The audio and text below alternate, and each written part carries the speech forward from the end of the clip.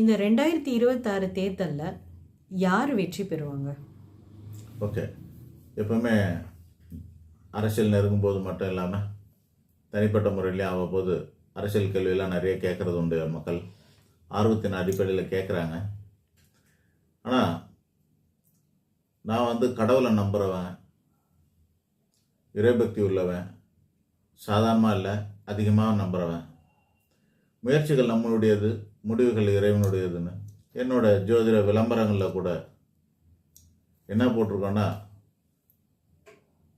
99% உறுதியான பலன் கூறப்படும்னு சொல்லுவோம். 1% கடவுள் தான். ஏன் அப்படின்னா, முடிவு என்பது தேவ ரகசியம். எந்த ஒரு விஷயத்தில் முடிவு சொல்கிற பழக்கம் எனக்கு கிடையாது. சாதகம் பாதகம் இவைகளை தான் நம்ம சொல்லுவோம். இது வரைக்கும் நான் சொன்ன அரசியல் கணிப்புகள் கடந்த ஒரு 15 வருஷமாக ஒரு 3 தேர்தலில், இன்னும் 15 வருஷத்தில் நடந்த 6 தேர்தலில் ஒன்று கூட மிஸ் ஆகலைங்கிறது தான் நம்மளோட கணிப்பு. சாதகம் யாருக்கு பாதகம் யாருக்குன்னு சொன்னது இது வரைக்கும் மிஸ் ஆனதில்லை. அப்படி தான் இருக்குது.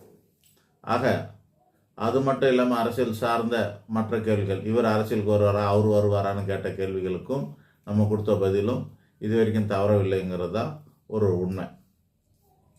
அதனால் அதே பாணியில் தான் நம்ம சொல்லுவோம். தெளிவான பாணி அப்படிங்கிறது என்னோடதாக தான். ஏன்னா நம்மளுக்கு கடவுள் தான் வசந்தவர் மட்டும் இல்லாமல் அவர் தான் இறுதியான முடிவு எடுப்பார். முடிவு என்பது தேவரகசியம். ஒரு குழந்தை எக்ஸாம் எழுத போகுது, ஒரு பிள்ளை எக்ஸாம் எழுத போகுதுன்னா, ஒரு இன்டர்வியூ அட்டன் பண்ண போகுதுன்னா, அதுக்கு முன்னாடி சில பேர் கேட்பாங்க, நான் எக்ஸாம் எழுதுகிறேன், நான் இன்டர்வியூ அட்டன் பண்ணுறேன், பாஸ் ஆகிடுவேண்ணா அப்படின்னு கேட்பாங்க.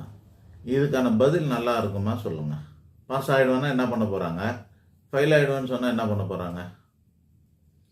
பாஸ் ஆகிடுவேன்னு சொன்னாக்கா, இது எனக்கு ரொம்ப ஒரு 25 வருஷத்துக்கு முன்னாடி ஒரு குழந்தை எனக்கு பாடம் எடுத்துருச்சு.